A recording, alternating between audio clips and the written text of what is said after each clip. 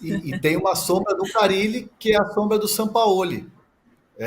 Lá em Santos, se fala muito da questão da volta do Sampaoli, a torcida está falando muito de uma volta que só ele poderia salvar, uma última dança. Inclusive, eu estava vendo o noticiário do futebol chileno, porque não sei por que eu faço isso de vez em quando, e lá o Sampaoli, claro, ele é campeão com a seleção, campeão com o Laú, e qualquer movimento do Sampaoli vira notícia. E a notícia ontem nos portais chilenos era de que o Sampaoli poderia reassumir o Santos na Série B, que seria um pedido da torcida, contextualizaram a matéria e tudo mais. E, de fato, nas redes sociais, o torcedor fala da volta do Sampaoli, daquela loucura, do caos, do time que vai para cima, aquela coisa toda. Não tenho informação de que o Santos foi atrás do Sampaoli. Aliás, eu conversei com pessoas do Sampaoli que me disseram, não, o Santos não procurou em nenhum momento. Óbvio que ele tem um carinho muito grande pelo Santos, mas não houve nenhum tipo de sondagem ou procura. Mas é algo que cria uma sombra, querendo ou não, no Carille. Então é aquela coisa, né? O futebol é a dança das cadeiras. Enquanto o Carille está fazendo sombra para o Antônio, tem uma sombra chamada Sampaoli em cima do Carille. E sobre Santos, Fortaleza não vai negociá-lo, hein, PVC? O Corinthians quer tudo do Santos. O Corinthians pode querer o técnico do Santos, agora quer contratar o Santos. Fortaleza não quer negociar. Tá precisando de um Santos para ajudar lá na política. Estamos precisando de um Santos, é verdade, isso mesmo. Então, a brincadeira, o meme da semana retrasada era que São Jorge estava renunciando, né? Aí já é brincadeira. O Fortaleza não quer negociar o Santos. O Santos é engraçado porque o Santos é um grande goleiro, fez uma trajetória brilhante no Atlético Paranaense, campeão olímpico, e não conseguiu se firmar no Fortaleza. Depois de passar pelo Flamengo, o Santos era o goleiro titular da Libertadores do Flamengo em 2022. Foi campeão da Libertadores como titular do Flamengo, além de ser campeão olímpico. Mas o Fortaleza confia que ele pode se recuperar. E, além do que, tem aquilo que eu falei agora há pouco do Maurício, que era a vontade inicial do Internacional e que mudou de figura. O Fortaleza, em tese, briga na mesma faixa de tabela do Corinthians. Em circunstâncias normais, sem precisar de dinheiro, você não vende um jogador que disputa o mesmo campeonato que você na mesma faixa de tabela. O Fortaleza não tem por que reforçar o Corinthians se o Corinthians vai disputar faixa sul-americana / tentar chegar à Libertadores. Então, o Fortaleza tem toda a razão de não querer liberar nesse momento, porque precisa do jogador. Porque é um reserva que o Fortaleza se esforçou muito para ter, um reserva confiável. E o Wesley? Agora, o Wesley tá dando uma... Tá dando uma... Assim, tá frio, né? Porque o Augusto Melo, a diretoria do Corinthians, a direção precificou o jogador, né? Nenhuma oferta perto dos 30 milhões, 30, 35, até 28, o Corinthians toparia fazer negócio, mas não apareceu oferta nesse sentido. Apareceu oferta de 18, de 15. Então o Corinthians não queria vender, não quer vender. Né? O Augusto Melo deixou isso bem claro. Só toparia vender se fosse algo muito bom para o Corinthians. E hoje, né, véspera aí da abertura da janela, a coisa está um pouco fria. E o Wesley está à disposição do Antônio. Então, assim, muita gente dentro do Corinthians acredita que o Wesley não será vendido nessa janela, por falta de propostas numerosas nesse sentido. Então, o Corinthians precificou o jogador. Entre vender baixo e deixar no clube, a preferência do Augusto Melo é deixar o jogador se desenvolver lá, porque é uma peça importante. O Antônio não quer vender o jogador, o Antônio não quer perder o jogador. O Corinthians já sofre muito com reposições, falta de reposições à altura. Perdeu o Wesley por um valor baixo de mercado, não seria a coisa mais inteligente. E em relação ao Santos, a alternativa é o Hugo Souza, o Neneca, que é o goleiro do Flamengo, estava emprestado, né, para um clube da Europa. E ele, inclusive, teve lá no Charla Podcast falando que, poxa, elogiou o Corinthians, a torcida do Corinthians, e falou que, vou voltar para o Flamengo e eles vão decidir, assim, meio que deu uma despistada. Mas a informação que eu tenho de dentro do Corinthians é que, sem o Santos na parada, o Hugo Souza passa a ser um nome forte, né? O Tadeu do Goiás é muito difícil, porque a multa dele é muito alta. É uma multa de quase 50 milhões de reais. Então, assim, é alta, é um goleiro experiente, é um baita de um goleiro. Eu gosto muito do Tadeu. Não é, ele é uma realidade já faz tempo, mas é um jogador caro para os padrões do Corinthians. 50 milhões de reais um goleiro é algo impensável hoje. Então, o Hugo Souza passa a ser um nome que o Corinthians vai estudar. Eu tenho uma informação aqui. 20 anos. Eu tenho uma informação aqui. Se não fosse uma brincadeira, mereceria a sirene. É uma informação importante que eu acabo de perceber aqui. Você já tinha dado essa informação, Domi, mas eu preciso reforçar. Pela primeira vez na minha vida, eu recebi um cachê de cantor. Que foi esse superchat. Num superchat. É o meu primeiro cachê como cantor. Caraca, a gente espera aqui que de primeira seja o primeiro e único. Tô brincando, para ver se você cantou afinadinho. Tava lindo. Se tiver show do PVC, esse eu faço questão de pagar. Nem vou querer VIP, não. Eu vou fazer. Eu vou pagar.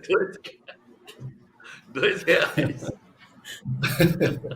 Amanhã a enquete pode ser essa. Você iria pagar o ingresso para o show do PVC, sim ou não?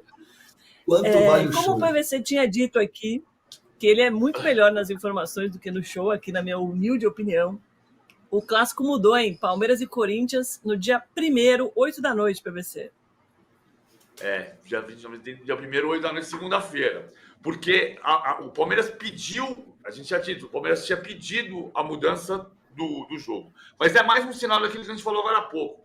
Como melhorou o entrosamento Palmeiras e W Torre por causa do diálogo do Cristiano Kohler e do Marcelo Frazão, que é o CEO da Real Arenas e o CEO do Palmeiras. Isso melhorou muito, a ponto de a W Torre ter informado, olha, tem o Festival do Agro e a gente não vai conseguir desmontar o festival para o jogo no sábado. Mas se você conseguir mudar com a CBF o jogo para domingo ou segunda-feira, a gente muda. A gente faz. Vamos fazer o jogo. Tem uma coisa que é muito importante para a W Torre fazer os jogos, o maior número de jogos possível no Allianz Parque. Porque os donos dos passaportes, e houve a arbitragem determinou a mudança dos lugares das 10 mil cadeiras vendidas pela W Torre. A W Torre sempre teve 10 mil cadeiras, agora as cadeiras ficaram espalhadas por 4 setores do estádio. Os donos de passaportes não têm acesso aos jogos em outro estádio, diferentemente dos sócios Avante. Sócio Avante, quando o Palmeiras coloca o ingresso à venda, seja no Morumbi, no Allianz Parque, em Barueri, o sócio Avante tem o mesmo direito. O dono de passaporte compra uma cadeira no Allianz Parque. Então, eles ficaram uma fera e fizeram um movimento de protesto contra a W Torre pela quantidade de jogos que tiveram que sair do Allianz Parque. Vários desses jogos, 5, saíram por causa do gramado, que é muito em função da falta de diálogo do ano passado. Para se chegasse e dissesse, olha, estamos com um problema com o gramado, vamos programar essa mudança do gramado para quando acabarem os jogos em dezembro. Como não se programou, o Palmeiras teve que jogar 5 vezes em Barueri. Então, para a W Torre é importante fazer os jogos lá. Então, a W Torre vira para o Palmeiras e diz, não dá para fazer sábado. Mas o jogo era em outra data. O jogo foi para esse sábado por causa da catástrofe climática no Rio Grande do Sul. Vocês conseguem mudar com a CBF? E aí o Palmeiras, em tempo hábil, pediu a mudança para a CBF. Por isso que a CBF mudou para dia 1º. No domingo, dia 30, tem jogo do São Paulo. Então a Polícia Militar não permitiria o clássico no domingo. Por isso é que o jogo vai para segunda-feira, dia 1º. Muito bom. Débora Ribeiro está puxando minha orelha aqui com razão, falando, poxa, Domi, o São Paulo sempre deixam para o final e falam um pouco. Débora, amanhã eu vou falar mais de São Paulo, vou até começar com São Paulo, porque realmente hoje eu deixei para o final mesmo, e vamos ter que correr. André, mas queria muito sua opinião de bastidores, né? Sobre essa questão do Jandrei. A diretoria está bancando ele.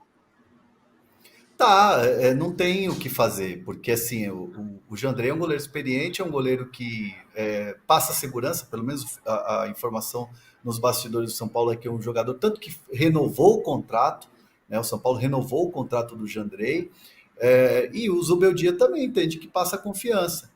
É que assim, a gente fala muito da questão da bolha, né? A realidade dentro do CT e a realidade dentro da bolha da internet.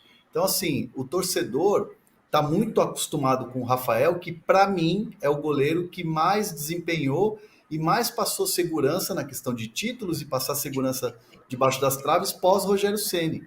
Então, a partir do momento que o Dorival leva o Rafael para a seleção brasileira, qualquer outro goleiro que venha, e o Jandrei já teve um momento de instabilidade dentro do São Paulo, gera no torcedor aquela coisa, será que ele é o goleiro certo? Será que tinha que colocar o Yang, que não é redundância, mas ele é muito jovem, de fato, é um goleiro que está sendo trabalhado para o futuro.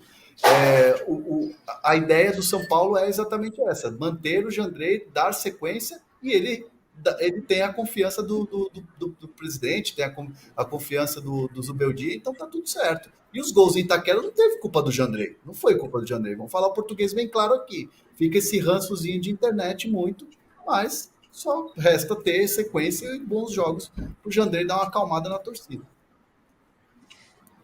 O jogo hoje é contra Cuiabá, PVC. O histórico não é bom para o São Paulo, hein? Só uma vitória em 6 jogos. São uma vitória para cada lado e 4 empates. Então o jogo é difícil também pelo crescimento do Cuiabá. O Cuiabá é um time que desde a chegada do Petit ganhou de 5-2 do Criciúma e fez 3-0 no primeiro tempo. Ganhou de 5-0 do Fortaleza e fez 4-0 no primeiro tempo. Tem começado muito forte os jogos. É um time sem o Davidson. É um time perigoso. Jogo difícil para o São Paulo. Não é um jogo fácil. E Ciro Pita jogando na frente. O Cleison, do lado esquerdo, o Jonathan Cafu do lado direito, ele está jogando um 4-2-3-1, variando 4-1, 4-1. Hoje o desfalque é justamente quem produziu esse crescimento do Cuiabá. O técnico Petit está suspenso, expulso. Não vai estar no banco de reservas. Ele deu um piti. Por isso que ele foi expulso, ele deu um piti. Olha lá. Ele fez a segunda seguida. Depois ele ficou a fama. É a segunda seguida, porque agora há pouco ele falou que o Yang é muito jovem. O Ian Noah falando stand-up do PVC, eu assino também. O Elton Carvalho, eu pago o dobro para o PVC não cantar. O Axel Rude falando aqui, se ele cantar com a prancheta na mão, aí pode ser. Boa. Faremos esse stand-up / cantoria do PVC com a prancheta na mão. Gente, obrigada demais pela companhia, pelas mensagens. Muito bom fazer esse programa. Amanhã estamos de volta, 11 horas da manhã, ao Vivaz, com mais bastidores de futebol. Valeu, PVC. Valeu, André. Até amanhã. Valeu. Até amanhã, para nós 4.